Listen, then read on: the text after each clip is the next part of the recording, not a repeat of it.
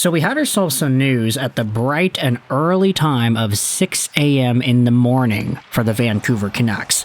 Now, they are in Florida, so 6 a.m. right here is 9 a.m. over there. It's really early, but it is, kind of reasonable to make news announcements at 9 a.m. in the morning. Anyways, this is what the Vancouver Canucks Twitter account tweeted out just a few minutes ago.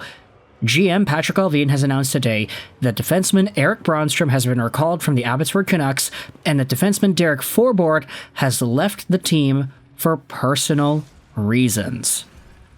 Now, let's talk about Derek Forbort first, because obviously hearing that anybody is leaving the team for personal reasons, we're not going to go out there and speculate anything, but personal reasons can range from very good to very bad. Normally, if a guy is leaving a team, he's leaving his profession, you would start to feel concerned, and concern is a very good human emotion to feel, especially in a situation like this, so removing all conversation about Derek Forbort, the hockey player, whether he was good or bad or whatever, all we can do is hope that everything's going okay with him, his family, the ones that he loves, and that he will be back in a Vancouver Canucks sweater, healthy, mentally well, and everything in between soon. No matter how long it takes, obviously he is a presence that the Vancouver Canucks do value on their team, and we can only hope for the best.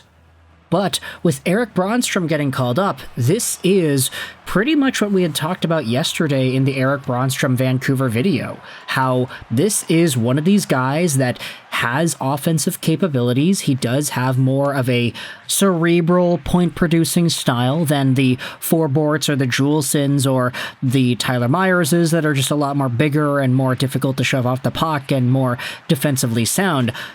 Erik Brannstrom's a completely different player.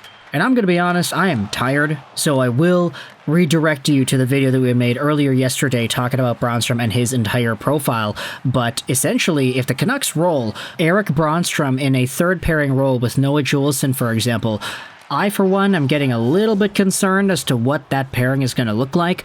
They're very inexperienced, they're very young, and they're both somewhat careless at times.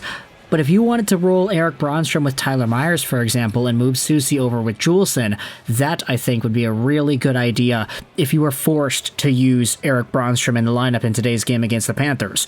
We had already spoken about this yesterday, but no Yakemchuk, no Barkov for Florida in today's game, so Vancouver is going to have a much easier time trying to get their first win of the season, but with Erik Brannstrom in the lineup, that is another offensive-leaning guy alongside of Hughes and Hronek that will be given minutes and given a chance to shine here. Shorter video, I know, but I did talk about a lot of this in the video earlier yesterday, so I'll leave a link in the description if you want to go ahead and listen to that.